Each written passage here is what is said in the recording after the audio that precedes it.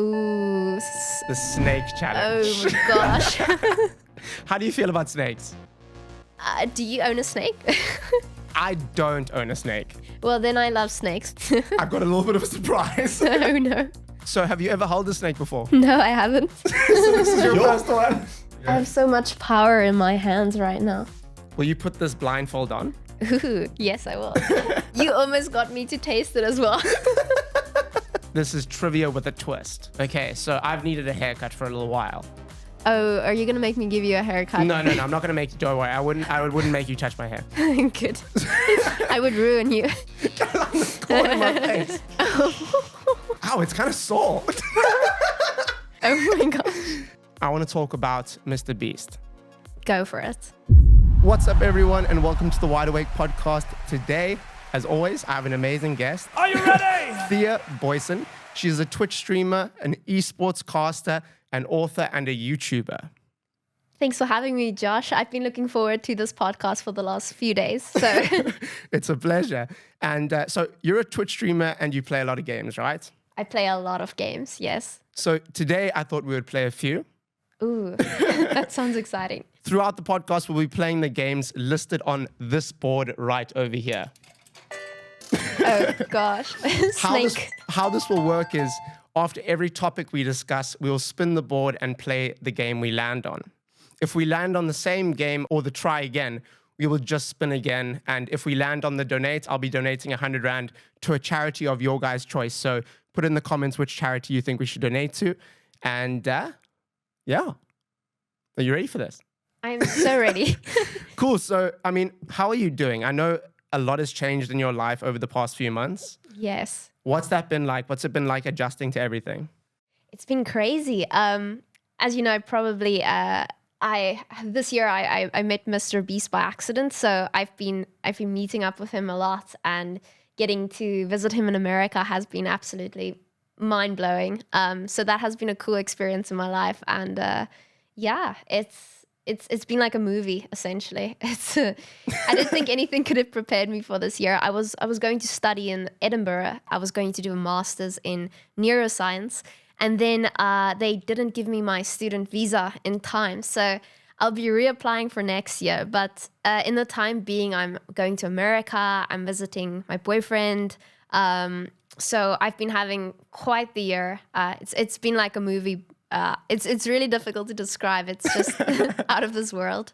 Been a lot of fun. And I was going to say, because I saw that you were supposed to be going to Edinburgh in September. Yes. And it is now October. It is and October. You're very clearly still here. Yes, I am. So, I mean, can you tell us what happened? I know you didn't get your visa. Yes. So, the system in the UK is very, very difficult. I think all over the world right now, it's difficult to get visas because of COVID and the war situation. So everybody's on high alert. But I did get accepted into my dream university in Scotland, and I thought that's enough to guarantee you a student visa. It's not. So they were really adamant on having all the funds in my bank account at the time of my application, which I did not know about. So I had some funds in my Bitcoin account. I had some funds in other assets, and none of them were in my actual bank account, because you just lose money that way if it all sits in your bank account. And so I didn't have enough to prove that I can afford these studies. So they were afraid I might work, and they denied the visa. So I could reapply, but it would take months. So now I'm rather going to try the whole process again next year, and hope we can rectify that mistake. And I mean, besides for the content that you create online, you also have a degree in law and psychology. And I mean, do you plan on working in those fields, or did you just study to have a degree? Well, interesting question. I rarely know where I'm going to end up with the degrees. I just know which degree I want next, because it's really difficult to... I knew at first I wanted to study law because it would give me the knowledge I need to help out my community in South Africa. So knowing your rights is great. Like, you can easily help people who don't know what their rights are. And I was able to do that a few times already with just the degree. But then I decided, you know what, I want to work abroad, and a law degree really does anchor you to your country because the law is based on where you reside, obviously. So I was like, all right, let's go into psychology. Maybe I can help people with psychology. And I did that. It was awesome. And now I'm like, well, how can you know yourself if you don't know the biology of your brain? So the next step is neuropsychology, which is, it will be my master's degree essentially, is learning the biology of the brain. And I'm hoping I can apply that in my work. Maybe I go into academics at some point. We'll see. I just know the next degree, and the next degree is a master's. I mean, you're talking to someone that's gone through therapy their whole life. So I at this point, I feel like I am a therapist because I've been through so much therapy. And I can see how that would, even if you don't pursue it as a career, I feel like just to have that knowledge would really help you in your everyday life and interact with people around you. Yes. Exactly. It's like none of those degrees took anything away from me except my money, and my time and my sanity. But other than that, it really helps knowing the basics. I feel like everybody should have a little bit of psychology, a little bit of law. I think it helps you throughout your everyday life, like you said. Know your rights, know your mind. Yes, love it. And have you always lived in South Africa? Yes. I was born in South Africa, grew up here. This is the first year I've really been traveling much. Like, it wasn't really a thing. It costs a lot of money to travel. And normally if you study, you don't have the opportunity to just go. You have to write exams, be in class. So this is the first year I have had like an actual year off where I can just pursue other interests. And just have a bit of fun. Yes, have a bit of fun. And what are your favorite parts about South Africa? South Africa, gosh, the more you go abroad, the more you realize what we have that other people don't. Like our community is my favorite. Like we really have a brotherly, sisterly sort of community. And in other countries, it's not always the same. People can be a bit more distant from each other. And here we all struggle along with each other. We all go through load shedding.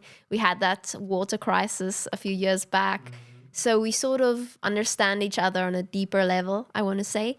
Also, our nature and our animals is just out of this world. I haven't experienced it in any other country I've been in.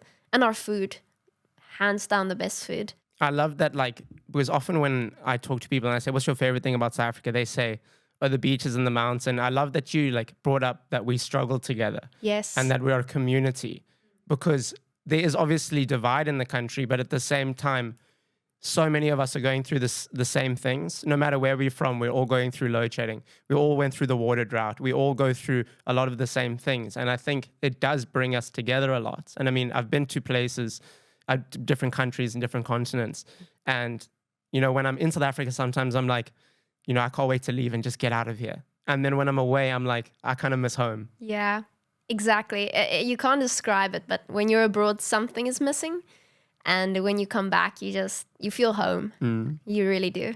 And I mean, now that we've talked about the positives, what is your least favorite thing about South Africa? Load shedding. Yeah. Currently, well, the thing is my job is remote. So because I do esports casting and streaming, I need constant internet and electricity. And that has been quite the struggle. I know you can probably imagine with your work as well. If you don't have electricity, the lights aren't on, you can't stream, you can't work. Even as a student, it made my life miserable because we had to write online exams during COVID.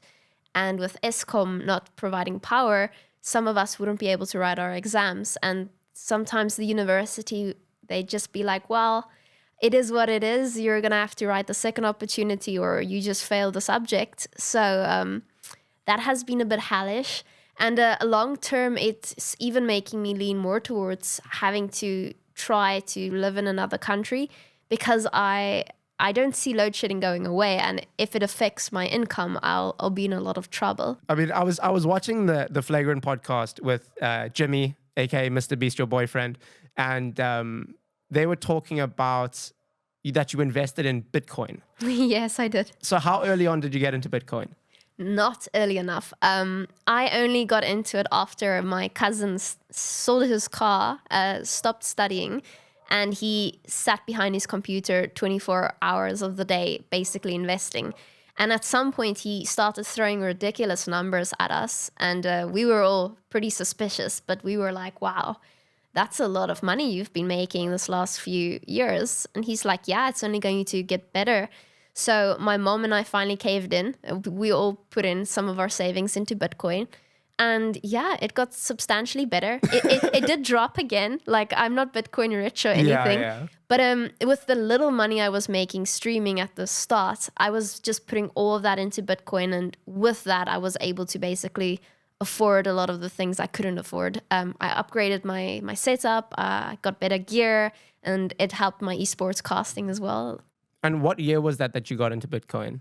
Let's see. I think it's about 2018 or 2019. Okay, so that was quite far ahead of the curve. I mean, yeah, it wasn't at its lowest, but it was not nearly at its highest. Exactly. It was quite low at the time being, and I was very careful. I don't want people to just put all their money in crypto.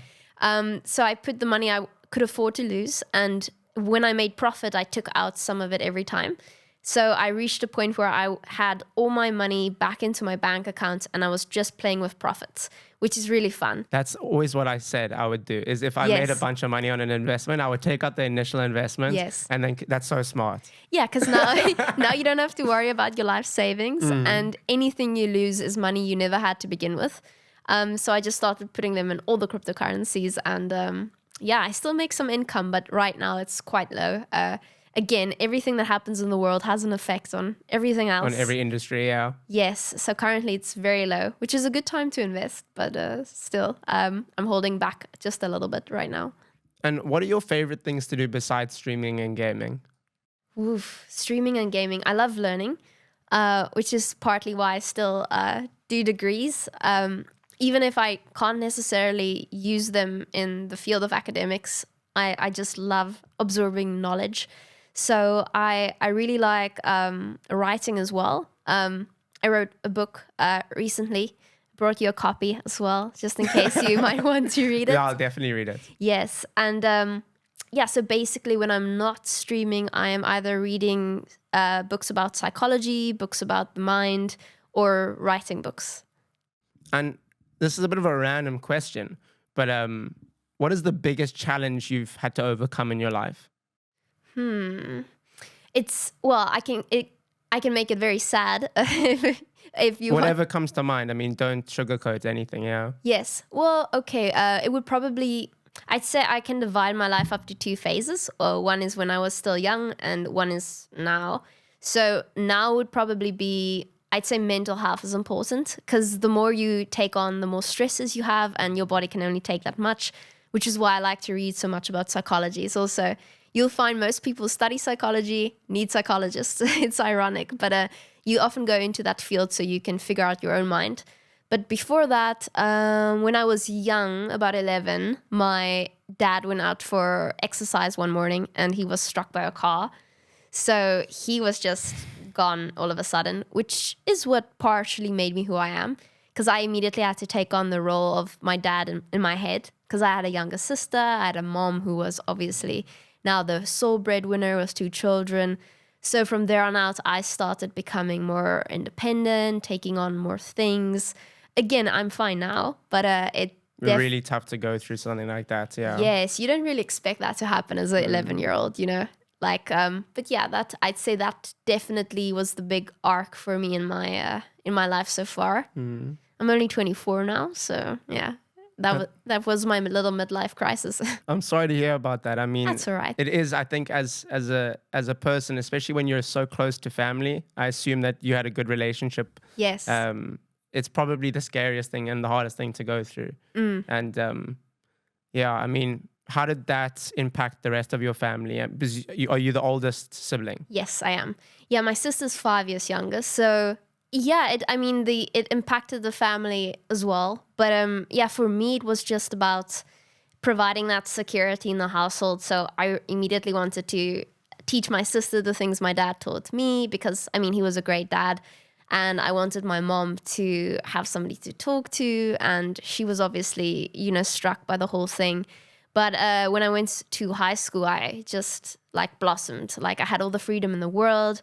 I was taking all of these skills I learned through this whole experience and applying it to my school. So like I was running for head girl and Where did you go to school? DF Malan. I think they changed their name recently, but it was DF Malan here in Belleville. Okay. Yeah, and I got elected as head girl as well, which was amazing for me because it is a democratic process. So the students get to vote. I don't think the teachers would have voted me in if they had the say, because I wouldn't call myself rebellious, but I was really like, if I believe in something, I'm going to stand up for it. And sometimes you'll go for what you want. That could sometimes go against the pre-existing establishment. I was going to say, because I watched the video that you posted on YouTube for your book launch. Yes. And you were saying that you said being a bit of a rebel in high school. A bit. Yeah, I mean, don't even go back. I'm such a different person now, but if you go back in time, I was the worst student you could possibly have. Not in like a rebellious way, I was just like, some people aren't made for school, Yeah. And you get put into this system. And as a young kid, I didn't understand why it was like this and why I didn't feel like I belonged there. Yeah. But, and I mean, I dropped out of school and I did not have, I was in and out of treatment centers. And, once I got over that teenage phase, yes, and I started coming into my own, and you realize that there is another path. There isn't only this one path, because I think as a young kid, you're like, society has its boundaries and people try to put you within those walls. Yes. And when you realize that there's different paths to take, it can be quite a freeing experience. And I realized I don't have to get a everyday job. I can try and do something that I'm passionate about, Exactly. I mean, it's ironic because it's the rebellious kids who don't like going with the flow. I mean, you're doing a podcast. I'm doing gaming for a living. If you knew you'd be doing this 10 years ago, I think you'd be shocked. Yeah, I would be. Yes, exactly. I don't think the thing is, school is quite the bubble, and it's really difficult to think outside of the bubble when you're in that bubble. And I wish I could tell high school kids more that it gets different after high school. Like sometimes you can choose to stay within that structure. You might really want a normal 9-to-5 job. Some people thrive in it. Exactly. And there's nothing wrong with that. And other people, they might not even know what they want to do yet because that job doesn't even exist yet. You might have to create it yourself. Like you and I did. But yeah, there's always hope at the end of the road, I'd say. Exactly. And we've come to the end of the first segment. So all right. Are you ready to play the first game? I am so ready. It's going to get a little bit wild. Okay, great. But okay, I'm going to do the first spin. You can take the next one. So whatever it lands on, we're going to do. Okay, the taste challenge. Okay. So this is a very easy one to start off with. Good. Basically, what I'm going to do is, if you're okay with it, will you put this blindfold on? Ooh, yes, I will. My mother warned me I might get kidnapped today. This only seems right. It's going to be very safe, don't worry. Okay. So just put this blindfold on and so that you cannot see. And what I'm going to do is I'm just going to pass you little bits of food in like a little glass. All right. And you're going to have to identify it without seeing it. I'm going to do so badly. It's okay. Just try your best. Okay, I will do that. So are you ready for the first one? I'm ready. Okay. We'll start off easy. Okay. Thank you. Ooh, I can feel it as well. So just get a sense of it, feel it, smell it. And nothing's funny. Nothing's like something that you wouldn't want to eat. We haven't tricked you or anything. I barely have to taste this. I remember eating these at school in little plastic bags. It's dried fruit, right? It's dried fruit? What dried fruit is it? Oh gosh, mango? You're correct. Yeah. You're right. Yes. Okay, are you ready for the number 2? I am ready. Okay. Ooh. That's number 2. Ooh. And don't get thrown off by the shape, because I've cut them in weird shapes. The smell's so familiar, but okay, I'll have to taste it. Oh no, it burns. You know what it is? Oh my gosh. I can't think of the word right now. So you want me to give you a clue? I swear, I smell this every day, but I can't place it. Well, the thing is, I don't eat spicy food. It's part of the Japanese cuisine. The Japanese... Ooh, sorry. Your mic. Oh gosh, the word isn't coming to me right now. Do you eat sushi? Ooh, is it gemmer or wasabi? Ginger. Ginger. Yeah, so gemmer. Sorry, is that Afrikaans word? Sorry, it's the Afrikaans word for it. I eat sushi every week, so I should know this. I absolutely love sushi. Okay. Okay, this one's pretty easy. Carrot? No. No? Oh gosh. Not a carrot. Sorry, I can't taste anything. My mouth is numb. Oh, from the ginger. Cucumber? Yes. Yes, cucumber. You are so good at this. The smell gives it away. You should have perhaps given me something to close my nose as well. Yeah, I didn't want to make it too difficult. All right, let's see.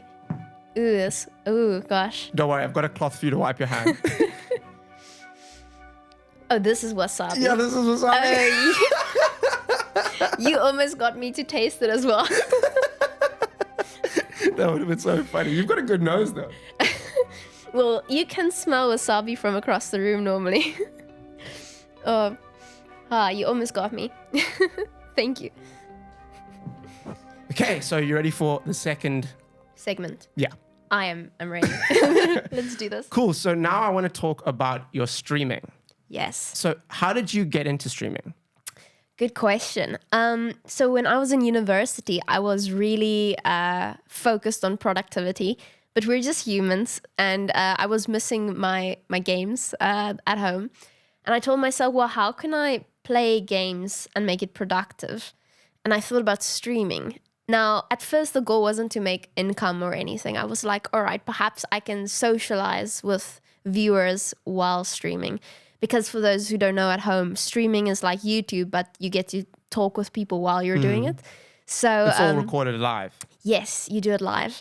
So if you make a mistake, everybody sees it, of course. But yeah, I was like, all right, let's make this productive. And I started playing games again at home and called it productive. I started making a tiny bit of income. It really starts off like almost pennies. And what I really liked is the communication I got with people, because I also wasn't socializing in university. I was just dead set on studying. So that's when I started streaming, and then COVID happened, and everybody was suddenly confined to their homes. People couldn't work, and I had a whole year in which I could remotely just work from home in the form of streaming. And that's when the career kicked off, because everybody was watching Twitch all of a sudden. And I was getting really good at the game I was playing, which is a card game called Gwent. So I was starting to cast esports. And the company approached me at the start of 2020. And they were like, would you work for us as an official caster? And I said yes, of course. And that was my first real salary I actually earned, which suddenly made this a job and not just a hobby. And from there on out, it normally just goes exponentially until you reach your ceiling. And I'm sure a lot of people probably got to know you through the casting as well. Did that help build your audience? Oh, for sure. And vice versa. The more you are seen on the big screen, the more people want to get to know you personally on your own channel. And it beautifully complements each other, really. And when you first started streaming, do you remember what year it was? I think I read 2017. My first stream was right after high school, which was 2017. But it was like one stream. I got raided. Basically, it means a streamer sends over his entire audience to you. I freaked out and I put the laptop away for a year. Because you think you're ready for it, but having 100 eyes on you, you're all of a sudden in front of an audience. You might not be used to it. And it was quite anxiety provoking. But then also load shedding was happening and it was getting worse. And the internet we had at home wasn't good enough for streams. So I had to invest some of my Bitcoin money to upgrade the stream. That massive amount of Bitcoin. Oh, yes, massive. Of course. So at least I got to do that. I got to invest in a UPS, which keeps the power going for a short amount of time when it goes off. And I started again in 2019, more serious this time around with a PC. And when you started streaming again, were you streaming to know people? Or did you have like 1 or 2 people in the chat? Okay, so I'd say 1 or 2 counts as no people, but that's probably because normally your own device counts as a viewer, and then you have like your phone on as well, just for that extra viewer. Shame. Because it's really daunting at the beginning. But I would absolutely encourage people to do this. I can write a book about like just how this opens up your social skills and widens your community. Like people who start streaming aren't normally these charismatic people. They start off in their rooms, they don't have social contact, and they decide they're gonna stream their games. And you start off with 1 or 2 people and then 6 people, and you learn to have conversations. Gradually, yeah. And you have direct feedback. Like if you do something that's socially not acceptable, people will let you know right off the bat. Instantly, yeah. Yes, if you talk funny, they will let you know, but it's in a safe environment. So people will be open and honest. And if you suddenly have 20 people watching, it's like, well, okay, I did something right today. And like that's how I grew. And eventually I got out of my bubble after high school again. And, you know, now I'm used to like 400 people watching, and you sort of become numb to the numbers. Ironically, the more people watching, the easier it gets. It's like if you have 6 people watching, you think about every person that's watching. Yes. And they're like, where are they? What's their personality like? Exactly. Yeah. And 400 is just, it's so out there to me. I still don't feel it's real. I can't picture 400 people really watching me. So I'm like, it's not real. It's just a number I'm talking to. And you just kind of do your own thing, have a fun time. Yeah, I think it's probably the best way is to start gradually. Yes. Because you see some people that get this massive boom in viewership. Like when I started this podcast, the second episode I did got 600,000 views. Wow. And I was like, what do I do? You know? Which one was that? It was with a guy called Turner Adams. Okay. You'll see it was literally the second podcast I ever did, and the first one was with my dad, and that also got like 30,000 views. Love and I was it. like, how's that even possible? Like, it was crazy, and I kind of froze up for a bit and stopped doing the podcast. Is it very demoralizing when that happens? When you're like, I've just sat here for 6 hours talking to no one. Well, that's the thing. I almost want to say if you go into Twitch, you can't go in with the mentality, I'm going to blow up, this is going to be my thing. You really have to go in with absolutely no expectations, and you need to like what you're doing. Like at the end of a 6-hour session, you need to be like, well, I played my favorite game for 6 hours. I would have done it anyway. This was fun.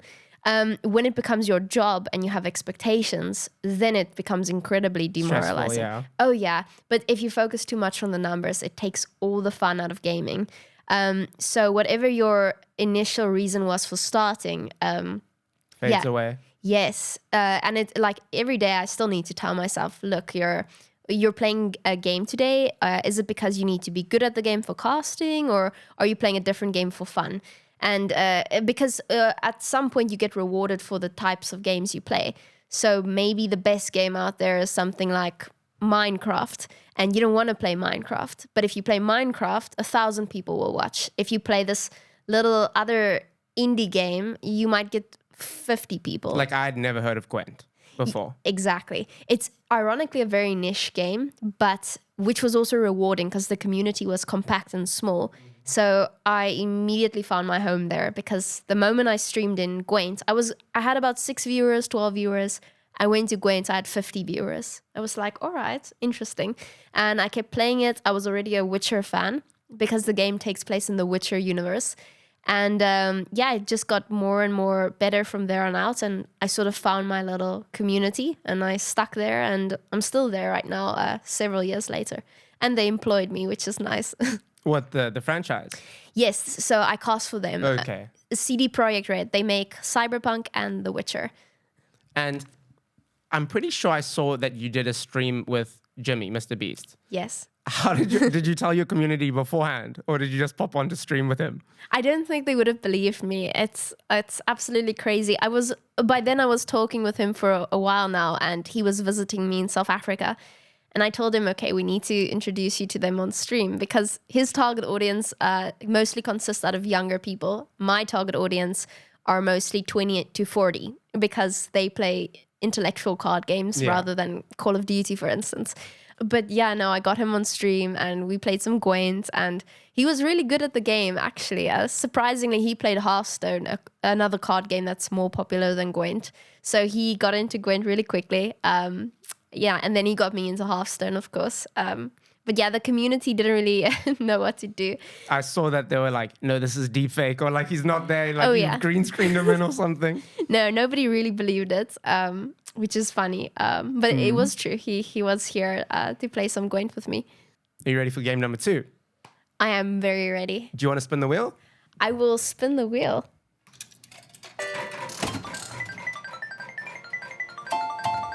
Ooh. The snake challenge. Oh my gosh. How do you feel about snakes? Do you own a snake? I don't own a snake. Well, then I love snakes. They're my best friends. Are you fearful of them? I'm alright. I mean, I'd say I have a healthy fear for animals that could kill me.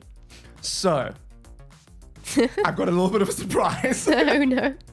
And don't feel pressured into wanting to touch it or anything. Oh my gosh. But I have hired a snake expert. Really? Yes, he's an expert. He knows what he's doing. I love it. And he's brought a python.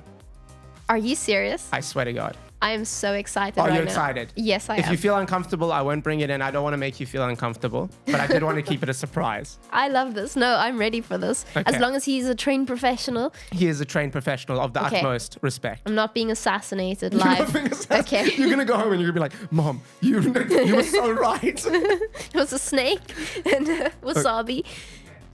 Okay, so for the snake challenge, I've hired an expert to come here today to help us face our fears. All right. Everybody, please give a warm welcome to Nick Alston. And his snake. And his snake. He's a big boy. Oh dear gosh. Okay, do you want to sit down? Yeah, I'll take it. Oh, hi Nick. Hi, how's it going? It's going better now. Oh, awesome. So you're a snake fan? Here's the mic. I don't think I've ever been this close to one though. Okay, well, yeah, luckily Avatar, she is a super friendly girl. And yeah, she's a reticulated python. These are actually the world's longest species of snake. That is insane. She's still quite a youngster though. So sorry, we don't have a third mic. So just tell us a little bit about yourself, what you do, and a little bit about Avatar.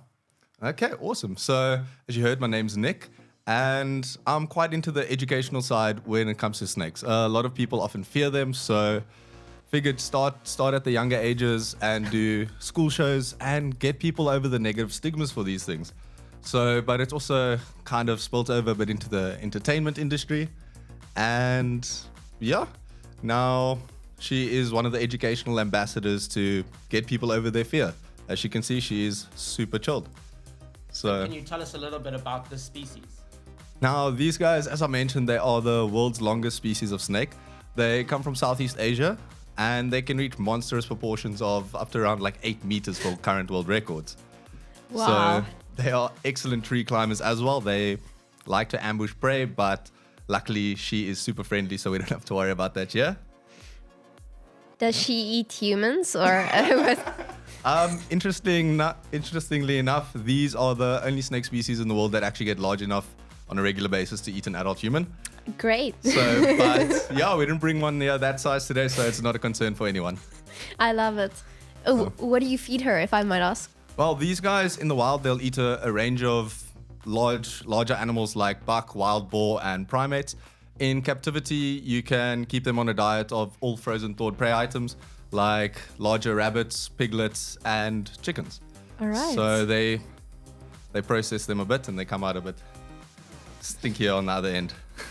So I wanted to know, do you want to hold her? Does she want to be held? yeah, she's super friendly with it. She's very calm around people. And once snakes aren't feeling threatened by people, they're pretty relaxed with being around them. So would you like to? I wouldn't mind holding her. You can feel first as well. She seems friendly enough. So, yeah, I think you just Sit, yeah. And he'll work around you. Now, basically, you don't have to worry about her constricting or anything. A lot of people think pythons just naturally constrict, but... I feel like I'm in go. Harry Potter. So, yeah, with her there, she'll just reverse a bit sometimes. Ooh, got my foot. So have you ever held a snake before? No, I haven't. So this is your first one? Okay, well done. It feels amazing. They're pretty interesting, I yeah? have so much power in my hands right now. And she's just keeping her eyes on you. That's so cute. Oh, wow. And do they normally kill their prey by constricting them? Yes, they will, but they will often launch forward, wrap and coil. But now she's aware that it's time to be handled, it's into action time, and it's a completely different behavior shift. Wow, this is insane. This feels really nice. You can see the rainbows on him. Rainbows? Beautiful, eh? When Yeah. when he said he was bringing a snake, he said 3 meters. And I started pacing 3 meters, and it didn't seem that big, but in person, massive. Yes, well, I'm the one holding her. Cool. So should we move on? Oh, I mean, I'm making friends here. Why are you rushing? Oh, she's actually cute. They're quite beautiful, and I think at first I was saying earlier, at first, because they look scary and all of the things you're taught over the years, you think they're scary, but when they're handled in the right way by a professional, Yes. and they get comfortable, they can be such beautiful creatures. I mean, when I was younger, I used to go outside into the bush and play with snakes. And Oh, the no. thing with me is I didn't know what I was doing. No, But you- I still never got hurt. I never got bit. And I mean, you can see how beautiful this one is that's been brought up in captivity, I'm assuming, since she was a baby. This has been awesome. It's cool, eh? Yeah. I was so worried to do it because like it is quite a crazy thing and I didn't want to make you feel uncomfortable. Not at But all. you've been an Look at absolute this. champ. Beautiful, eh? I've made a friend today. Wow. Thank you so much, Nick. This No was problem. amazing. Cool. Let's just unwind her here. Oh, watch out. Okay, Damn. here we go. Oh, she's wrapped around your leg. Yeah, now then, hold on. she's I'll just taking kinda you go out. with my ankle bracelet. Cool. Thank you so much. Yeah, so I was very nervous about doing that. Understandable. Just because some people have that preconception, especially, I mean, obviously it's a dangerous animal Yes. and it can kill you, Yes. as we found out. It was so funny. As he was walking out, it was wrapped like, around around. his leg and he was like sidestepping to get out. It's like, it's fine. It's a calm creature. But you handled it amazing. I enjoy that so much. Normally you have to pay people at a Ratanga Junction to, I don't know, they always stood at the front of the amusement park and they'd have snakes around them. I never had the guts to actually hold one though, so thanks for that. Well, you did amazing. Should we move on to the next segment? I am ready when you are. What's up, everyone? It's Josh from the future. I'm bald now. I wasn't bald at the start of this podcast, and I just wanted to take a quick second to say, If you're not subscribed to the channel, just subscribe. this podcast got really out of hand, and there's a lot more stuff coming, so enjoy the rest of the show. So now, I want to talk about MrBeast. Go for it. So how did you meet Jimmy? Honestly, I feel like most people wouldn't believe. It's like, it's literally something like out of a movie. So normally I'm in my house. I don't go out often because I'm normally working. And I always thought, well, the perfect guy would probably also be in his house, not going out. So how do people like us meet? Because we don't go clubbing per se. But what happened was Jimmy was coming down to South Africa with Logan Paul, Casey Neistat. They had a video they wanted to film in Antarctica and everybody got COVID. So they had to cancel the video and stay in South Africa a little bit longer. So obviously that's where I am. And Logan forces MrBeast to go out for the night. And MrBeast goes out into the wild, into a club, and they're just sort of chilling there. And one of my friends stumbled upon them. And so they went out for dinner the one night. And I said, okay, I will leave the house. I'll join you guys for a quick coffee. If I must. Yes, if you force me to. I was also very curious. Like, I knew of MrBeast. I knew the great things he was doing. But I was also, from a psychological perspective, curious. Like, are these people playing it up? Do they have an alter ego? Are they down to earth? Like, I really wanted to meet him in person and see. So I got there and he was super nice, very down to earth. And he started asking me a lot of questions. Little did I know he was actually like going off a list because he was like looking for a new girlfriend potentially. And he had this whole list. He's like, she has to have a hobby. She has to have some interest. She has to do this and that. And I just thought we were having the best conversation ever. We were talking about my book, neuroscience, and the fact that he could keep up with the conversation to me was very attractive because you have to have a certain amount of interest and intellect to want to talk about these things. I thought I was boring him. But anyway, I got home and I got a DM from him and asking me if I can tell him more about my book. So obviously we started talking on Twitter and he decided to come back a second time to South Africa, this time to visit me instead. I heard him say on the other podcast that he did that he came down here for 24 hours and like, 32 hours. Oh, just for the day, you mean? Yeah. Yes. But and the flight, I mean, I've flown to America. It Yes. takes 24 hours to get here. It takes 24 hours to get back. Yes. Plus the time you spend here. So he was saying it's like 3 days of traveling. It's insane. I know. It was kind of insane when I got the message. I'm like, wow, all right. That's a lot of commitment out of your busy schedule. And no, he was adamant he wanted to come visit again. And I was keen. I wanted to get to know him better. And he came down a second time and then a third time. And then this time I went back with him to America for like a month. And from there we started going out. It's kind of crazy. We just have the exact same interests. Like on paper, it's like, I don't know, he was written out of a book just for me. It's the weirdest thing. Like he wants to help change the world. I want to do that. He is focused on his career. I'm very focused on what I'm doing. And so when we spend time together, we often have the same interests. Like we like listening to podcasts. We like, talking about like psychological stuff, philosophical things. And yeah, the guy is very intelligent, which to me is a big plus. Like, Yeah, I mean, yeah.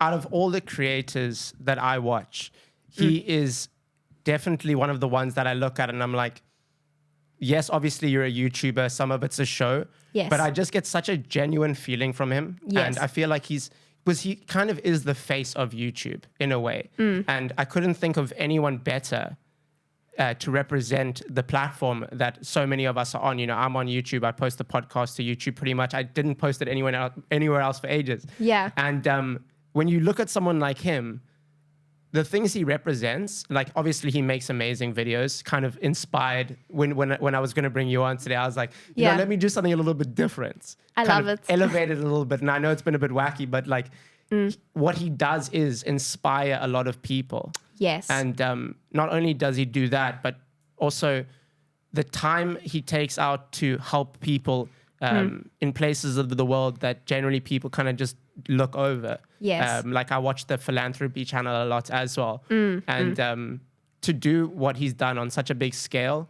Yes. At 24? 24. Yes, I mean, that's just, it's mind blowing. Yeah, I mean, like one of my biggest things I wanted to know was like, does this just do well on videos, like helping people? Or is it like a genuine need to help people? Because obviously for me, that's the sort of stuff that matters. And then he doesn't really like talking about it, but then we'll drive past like a massive line to a food bank on a Saturday. And he's like, oh yeah, that's my food bank. Like we have, like I set this up every weekend. And I'm like, you don't put this on videos at all. And he's like, no, he really has a lot of things going in the background where he helps people. I know I'm talking on his behalf now. He won't talk about this, but I get to brag for him. You can brag about it. Yeah, like to me, that was amazing. Like there's a lot of helping behind the scenes without anybody knowing, which to me is like the most pure form of helping. So Yeah. I do appreciate, that was amazing to see. I think the thing with that is as well, where it is a bit of a tricky subject Yes. when it comes to filming stuff like charitable work. But I think what people don't understand is for people like him in the line of work that he does, that's the only way to run those foundations. Because Yes. if people don't see it, and I'm sure what we see, like you say, is probably just the tip of the iceberg. But if he doesn't show it, then you won't be able to get more donations. And like I know that a lot of those channels the ad revenue goes back into those foundations and the Exactly. food banks and stuff like. So even though he is showing it, like you say, it's probably such the tip of the iceberg, which is Yes. just it's and you can kind of tell the difference between someone that's helping for the camera and someone that's helping because they want to help. Yes. You don't do something on a scale like he's done for the camera. No. Just to show it. It's Exactly. mind blowing. I mean, I always try to help where I can. Yes. And a lot of work goes into it. Yes. I mean, that to me, that's his best trait. Like, I can't really ask for more. It's insane what goes into all of those processes. And yeah, getting to be on scene every now and then when those take place, it's just my favorite thing ever, is seeing people getting things from him that really need it. And I can't talk about half the things that are taking place. Like, I'm going there tomorrow again, and to Texas this time. You're And going to America tomorrow? yes. Oh, so you've chosen to spend your last day getting eaten by a python? Yes, it was amazing. You won't believe me. But just seeing it happen in the background is awesome. And he has a massive team, and you'll just find that he surrounds himself with the nicest, best people. Like, I'll ask people like, so what do you do? And the guy's like, yeah, I was a doctor, but I didn't like it. It was too sad. So now I'm doing this. And the other guy's like, yes, he was developing peak cancer research. Like, he was working on how deep the radiation needs to go, or the chemotherapy, in order to do the most, have the most effect on a cancer cell without damaging the actual healthy cells. And he's now the cameraman. And yeah, like, every person on the team is just like this remarkable So person. talented. But they're also such good people. Like, every single one of them. It's amazing. Which Like, is very rare to see on, yeah. like, when it comes to teams behind social media personalities. Yes. Because often you get people that just want to be there for the reason of, I want to get into a video, or I want, you know what I mean? So Exactly. I do see, like, the fact that the core group is like such genuine friendship, I think. Yes. I'm sure it gets a bit tricky sometimes when it comes to business and everything, but I do get a very, like, genuine feeling when I watch his videos. Yeah, I mean, like, I've got to meet the core group now, and they're such nice people. I mean, they are exactly who you think they are on screen. But yeah, obviously, it is work to actually go onto videos and all that. But they've got a really solid thing going. Like, the thing is, Jimmy's not just like a content creator. He's like a business owner, is how I like to see him. He really knows how to plan things, and he's really good at just delegating, and it's really awesome to see. So at the end of the day, they get to enjoy themselves on camera while doing amazing things along the side. And if I'm not mistaken, I think I saw on your Twitter that you were in the video 100 girls versus 100 boys for $500,000. Yes, that was an accident. Obviously, I'd never ask him to be on a video. I also don't want it to seem like he, if I accidentally win, it might look like it was planned. I was thinking that, but that's the perfect video because not one person didn't win. It was the group. Yes. Which is really cool. I did run out though. But the thing is, what happened was they had 100 girls versus 100 boys, and the group who could stay in the circle the longest, or had the most people left after 100 hours, they got to win $5,000 each or something like that. And you couldn't see how many the other had in their circle. We were like in different buildings almost. And on the day, everybody had to go for COVID tests. And a lot of people came, got their COVID tests, and they tested positive. And the girls somehow ended up with way too little contestants. So I got a call randomly from the studio, and they're like, we need a female. I'm like, well, I am a female. Last time I checked. I guess I could do this 100-hour challenge. And honestly, it was really fun. It was so cool being part of the challenge. I did go after 24 hours because I was so afraid I might accidentally find something I'm not supposed to find. We did end up winning, though, which was the plot twist. Even if you leave, you get to keep the $5,000, which makes it easier for people to leave the circle. Yeah. So the goal was, it was sort of a psychological test, really, which I loved. Honestly, I didn't feel entitled to anything. Did the people know that if they left, that they would still win? Yes. Okay. Yeah, so that was the big plot twist, which I'm a huge fan of. And so later on, they did hide like a pair of car keys in the bathroom. One of the girls found it. And I'm just like, what if I found it? It would look so staged. So I was just trying to stay out of the spotlight for the time being. Were you dating at the time? Yes. And did the others know you were dating MrBeast at the time? They pretended that they didn't, but I think some of them caught on. Did he like move to the side of the circle and just check up on he you? avoided eye contact at all costs. It was so weird. And what is something like the production of that? What was that like, seeing everything that goes behind a YouTube video really for MrBeast? Massive. It's huge. It's like how you'd picture a film being taken in Hollywood. Like you've got the studio, you've got 20 people in one room watching every camera on these big screens. You've got 10 people running around trying to organize everything with the contestants. You've got Jimmy in the one room, like trying to figure out what he's going to be doing next. It's massive. Then you have a whole team to edit the videos. You have a whole team to create a thumbnail. It's insane, actually. It really is. But it works. It works at the end of the day. It works like clockwork. Yeah, it works beautifully. Yeah. And I mean, long distance can be tough. Yes. How often do you guys see each other? Yes, so I got, the American process, it's very difficult to get a visa, which is the first thing we had to figure out because he can't keep coming here when like every hour of his time is so valuable because he can just film a quick Beast Reacts video and make a amount of money he can invest. And like coming here, because it was a 32-hour flight to South Africa, 32 hours back. Obviously, I can work more remotely, so it just makes sense that I fly to him. But I had to get the American visa and it took months. But we got somebody, I found somebody here who's able to refresh the screen. I heard him speaking about this in the same, but you guys hired someone to sit at on the website and refresh in case someone else cancelled. Which is exactly what happened. Yeah, so it went to like 6 months. That's to when like, you know you love each other. Exactly. Yeah, we were very adamant on meeting in America. And finally we got the visa appointment. The visa lasts for 10 years. It's very nice, but you have like a 90-day limit per year. And of course, we have already used our 90 days, basically. For legal reasons, I can't say we have, because I'm still going back tomorrow. But yeah, so we've got 90 days already spent up for the year. And now we're thinking, what happens now? Because I can't study in Scotland, we're thinking of getting me a degree in North Carolina.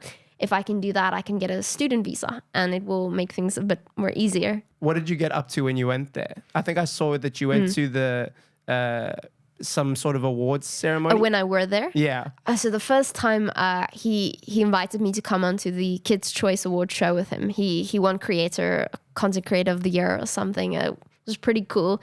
So I got to join him there in Los Angeles, I think it was. So that was amazing. It was my first time there. We got back to North Carolina, which is where he lives. Then normally he goes back into his routine and I go back into mine and I see him at night. But every time he is up to something. Every time. Like the last time I landed in North Carolina, which is where I normally visit him. And I got a message saying, we're in New York now, by the way. You need to come to New York.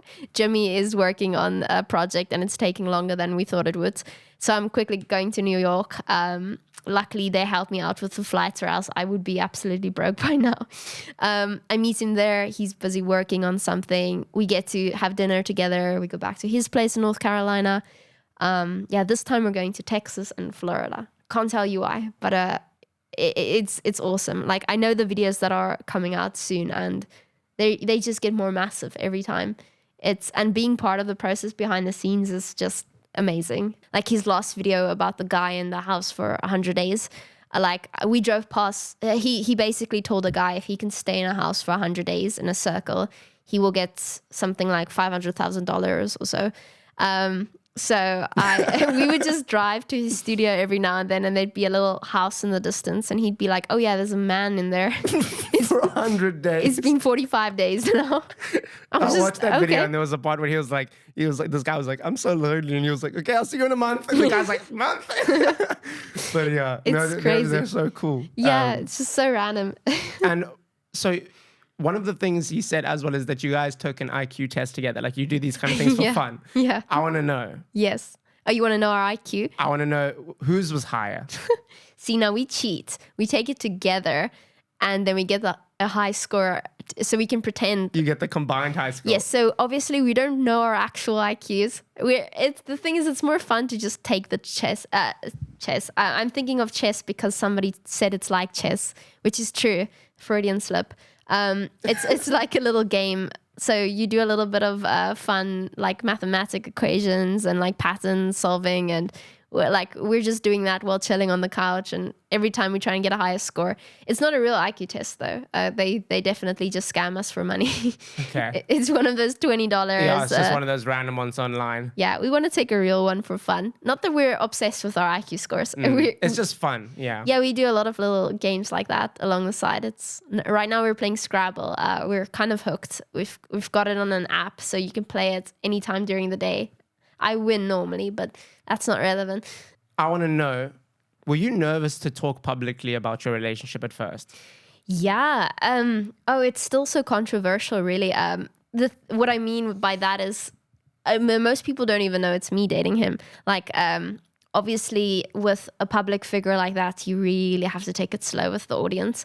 But like every now and then he talks about a girlfriend, which is me. But you'd get comments saying like, oh, she's gonna break his heart, she's gonna be a gold digger, but they don't even know my name, or they don't yet know who I am. They just assume, yeah. Yeah, so obviously I'm not how can I put this, emotionally still young. I mean, I'm already 24, so I don't take it seriously at all. Like, I know this is the process that's going to take place, is people are gonna assume the worst, of course. I think one of the things to keep in mind is like, and I've learned this through this industry as well, is that people are always going to have their opinions. Oh, yeah. But you can't get too caught up in the highs and the lows. Yes. Because otherwise your emotions and your emotional well-being is like dependent on what other people think. Exactly. So when people are like saying, oh, this is amazing, this is incredible, you take it in, but you can't go like, you can't take it in too much. No, don't let it go to your head. Because then when people say something bad,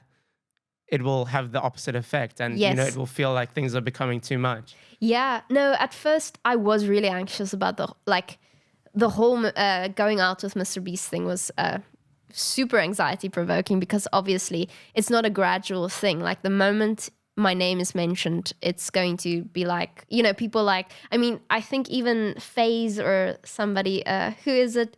He already made a video about FaZe Rug or FaZe, I don't know those guys. I'm not even sure. I'm not caught up with all this, but yeah, it's like I said, I don't take it personally at all. Like, I always say people know MrBeast, but I know Jimmy, so it's so irrelevant. Like, we'll be sitting on the couch watching an anime.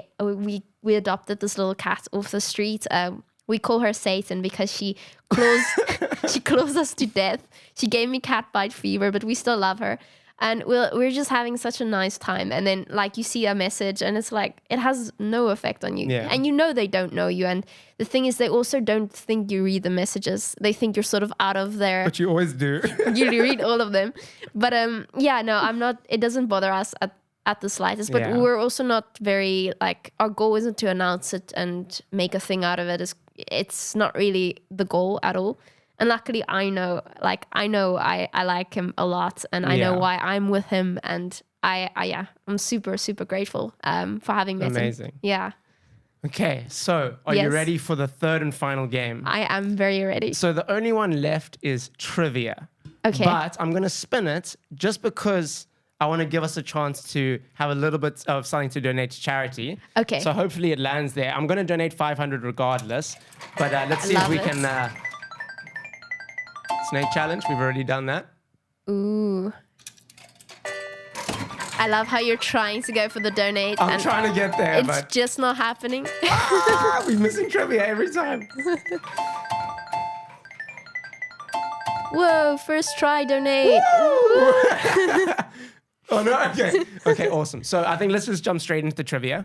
Okay, got it. But this is trivia with a twist. Okay, gosh. Once again. Yes. There's a little bit of a twist. Love it. Okay, so I've needed a haircut for a little while. Oh, are you going to make me give you a haircut? No, I'm not going to make you, don't worry. I wouldn't make you touch my hair. Good. I would ruin you. So for the trivia challenge, I'll be asking you a few questions. Okay. And for every correct answer yes. that you get, I will be getting a piece of my hair shaved off. Ooh. Okay? Not by you, don't worry. Okay, I see something in the background there. Yeah, it's been here the whole time. no. Hidden in plain sight. I told you this was going to be weird. I'm here for it, honestly. Everybody, all two of us, let's welcome the beautiful Caroline and Lovu. Welcome, Caroline. It's great to meet you. Hi. Okay. So, how do you feel about giving me a haircut today?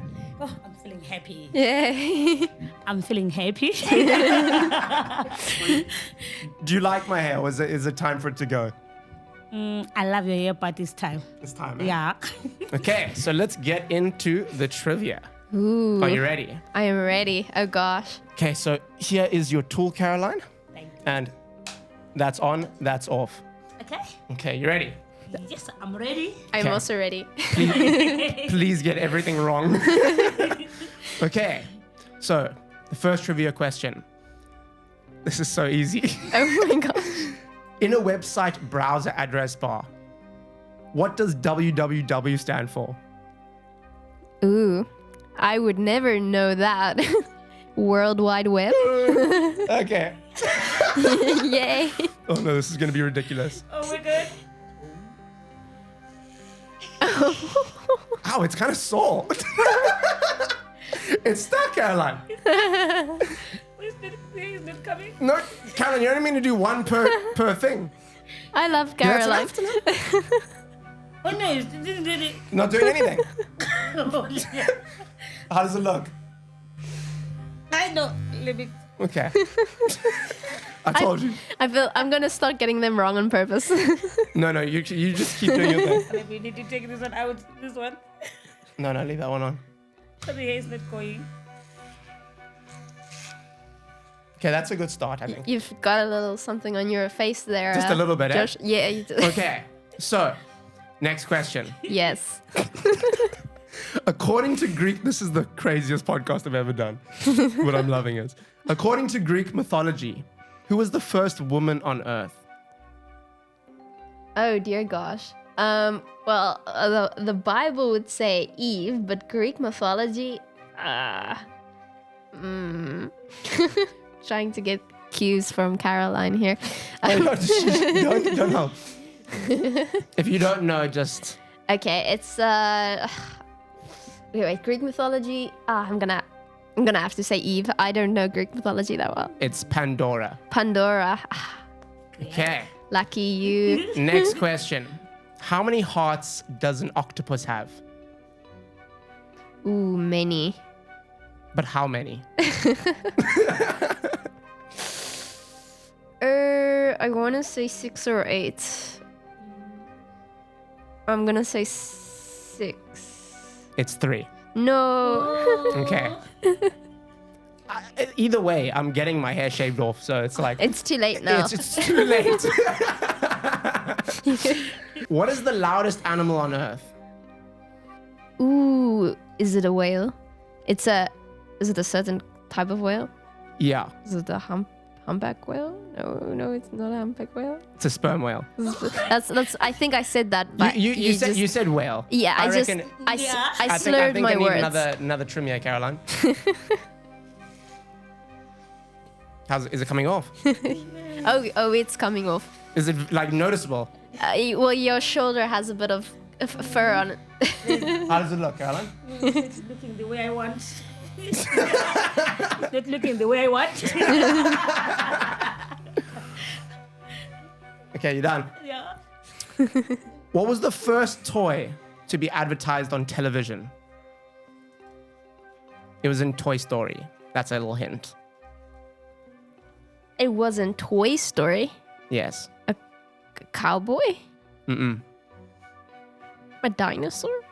Mr. Potato Head. Mr. Potato Head. I feel personally connected to Mr. Potato Head because we have very similar ears. I love your yes. Okay. Which country consumes the most chocolate per capita? The most chocolate, which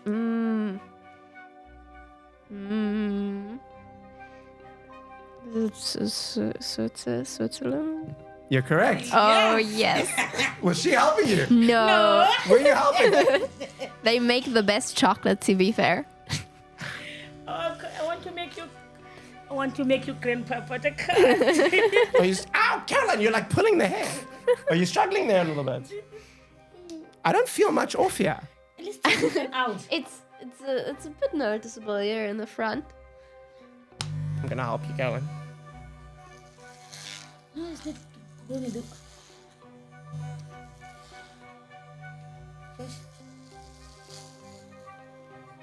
Is that better? Yeah, but I want Beautiful. Skin. I want to see your skin. No, man. Okay, I think that's enough for that round. Next question. I'm sorry, this is bizarre.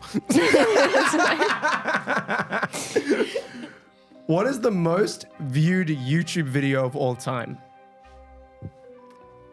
Didn't it change recently? I'm almost certain MrBeast's Squid Games was one of the most viewed videos of all time. And then somebody else topped it. I have to go with the MrBeast option. It's not even close. Who is it? So I think MrBeast's most viewed video is Squid Games. Yes. And it's under 300 mil. Yes. The most viewed YouTube video of all time is Baby Shark Dance. No. Which became the most viewed video to surpass, the first video to surpass 10 billion views. After snatching the crown from the most viewed YouTube video of all time, the former was Despacito, Oh my gosh. which had like 6 or 7 billion views. That's insane. 10 billion views, imagine. Well, Jimmy's gonna have to up his game. You know what the thing is? Yes. It's because like my brother just had a kid. Yes. And that kid is just constantly sitting in front of the TV, Yes. watching the same videos over and over again. Exactly. And that's what it is. Damn. How many US presidents have been assassinated? A bunch. But how many? Is it an uneven or an even number? Even. At least 3, so it has to be 4. It's 4, yeah. And this is not part of the question, but can you name them? I know of. Okay, I'm just so interested. we've got Lincoln, Abraham Lincoln, John F. Kennedy. John F. Kennedy, Not Churchill, is it? Or I'm confusing it with another. I don't know. So there was James Garfield, William McKinley, John F. Kennedy, and Lincoln. Abraham Lincoln. Yeah. Okay. Wow. Who was the first man? So wait. So you answered the correct answer. Yeah. Oh, yeah. Yeah, are we trying to? I completely forgot. Or maybe I did it on purpose.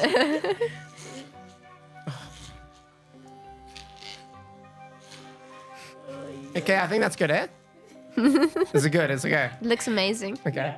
I love it. Ready for the club. Who was the first man to walk on the moon? Neil Armstrong. Yes. I thought this was a trick question somehow. Some people say Lance Armstrong, the cyclist. So, Oh no. so you got it. Got it. Okay, we're coming towards the end here. Heck yes. We're coming towards. You're like, thank God. Which celebrity has had their dog cloned twice? Whoa, that's weird. Twice. Not just once, twice. The same dog.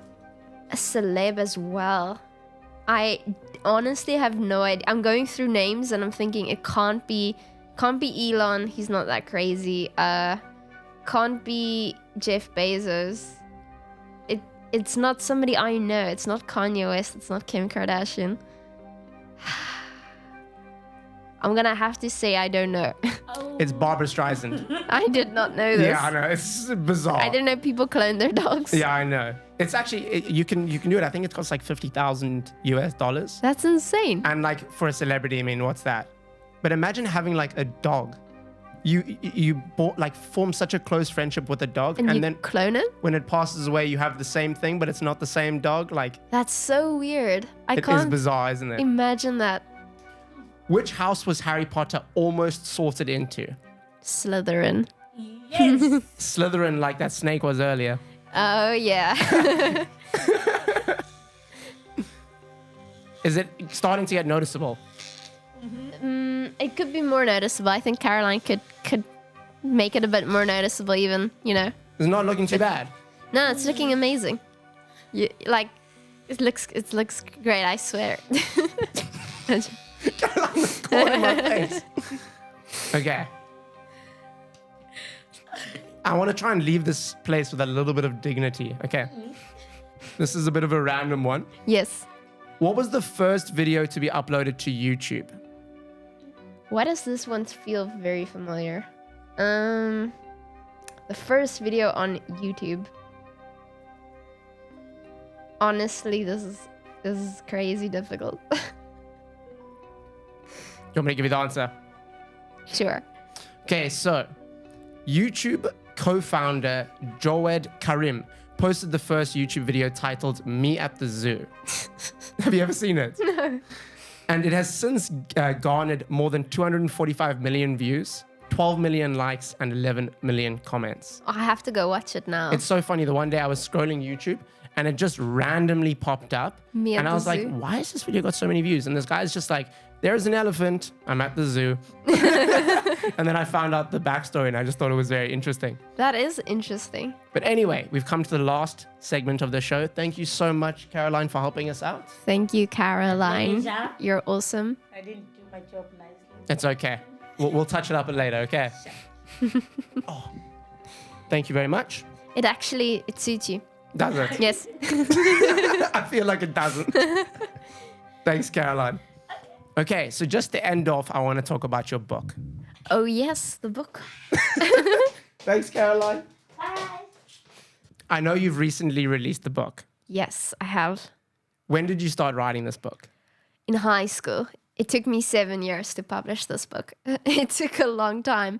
So I started writing it in grade 11 when I was about 17.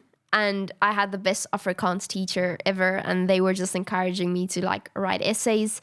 So I wrote a creative piece and it won a prize in a competition. And I was like, okay, that's all the motivation I need as a little high school student to actually start a book. So in between degrees and streaming, it took quite some time, but it is finally done. I also got you a copy. Thank you so much. I'm definitely going to read it. It's not yet in stores here, so you have to order it on Amazon. But The Marked Children, it's my pride and joy. Can you give us a little bit of an overview? Because I watched your YouTube video on it where you gave a little bit of a description, but can you just tell us what it's about? Yes, so it's about this theory that alien abductions are happening, right? Obviously in the book universe. And a lot of people go missing every year and we just assume the worst. But what if they were being abducted and taken to another planet, right? So in this book, all these children across the world are disappearing and nobody make anything of it. And the main character one morning wakes up with a weird mark on his arm, which is why the book's called The Marked Children. And it was a black mark. It was a black mark, yes. And when you receive this mark, it's basically the first sign that you're going to disappear soon. So one morning he wakes up on a different planet and he finds all of these missing children, all of them trying to survive in this little camp, and they all have marks, and the marks indicate why they were chosen. So a green mark means you're good at surviving in the wild. A blue mark means you're very good with technology. But nobody has a black mark, which is what makes our characters special. So the Marked Children, they just have to find a way home. They have to figure out why they've been abducted. And that's all I can really say right now. It's a science fiction for young adults as well. If you like The Hunger Games, Lord of the Flies, this will be a book for you. Yeah, no, I mean, I was watching your description of it and I was like, I need to know how this ends. Yes. And I need to know what the black mark is all about. Yes, you do. So which authors inspire you? Yes. Well, obviously, I'm a huge Harry Potter fan. So having read Harry Potter growing up, I quite like J.K. Rowling's way of writing. Also, I did like the creator of Goosebumps. I don't know if you read those as a child. Well, I never read them, but my dad used to read those to us when we were a kid. And we loved them. Absolutely. R.L. Stein. So I loved him growing up. And his way of writing, every chapter was 3 to 5 pages long. And it always ends on a weird cliffhanger. So that's sort of the way I started thinking. Like every chapter needs to end in such a way that you need to read the next chapter because you don't know what's happening. Yeah, and just like the Kinda like this weirdest podcast. ending. Exactly. You just don't know what's going to happen next. And it works. I'm sure viewer attention is up. Yeah, so I'd say those two definitely are some of my top writers. Amazing. Yeah. And I mean, a lot of writers base characters in their stories on Yes. people in real life. Yes. Are any of the characters in your story based on real people? Well, yeah, loosely. Well, I'd say the main character, John, like he was like my little alter ego when I was in high school. So he gets abducted around the age I start writing the book. So he's about 16 years old. And you'll see in the first chapter, his backstory is very similar to mine. Like he only has a mom and a little brother, and he's like in school. And so it was easier to write it from my perspective because I knew what would work for my age group. Obviously, as I grew up, I started losing touch. So I was like, I have to finish this book really quickly because I'm writing now as a 24-year-old, but I need to sell it to high school But children. you started it when you were like 17. Yes. So you want to sell it to that target audience and you don't want to like lose touch with them and start using adult language or, make it too complicated or boring. Yeah, I'd say that's about the only character. There are some evil characters in between, loosely based off some people I've met in life, but I probably can't name them for legal reasons. Yeah, no, that's fine. That's what, they want to come back for their I loved their killing paycheck. them off so much. Oh, they're not good characters. No, they're not.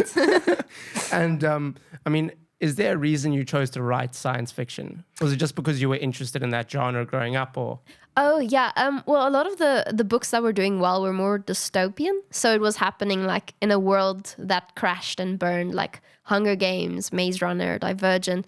I was like, all right, what if we wrote a book that happened right now, which makes it plausible? Like, I want you to write this, read this book and think, what if this is happening? What if this happened to me tomorrow? There's no proof it's not happening.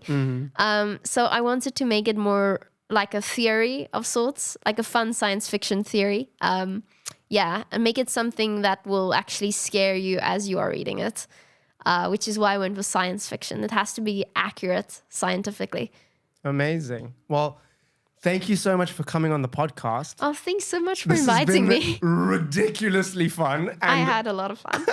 I'm so worried you're going to go home and you're like, Mom, you were right. No, not at all.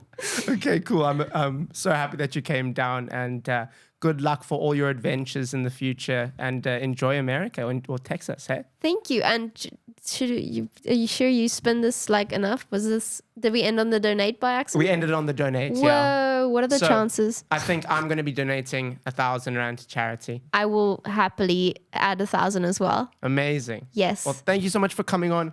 And to everyone watching, go to Amazon and get The Marked Children.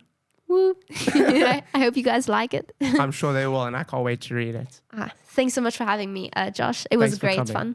Anyway, I hope you guys enjoyed this episode. I want to do more fun stuff like this in the future. And I'm going to go look at myself in the mirror now. Bye. I swear you don't look that bad.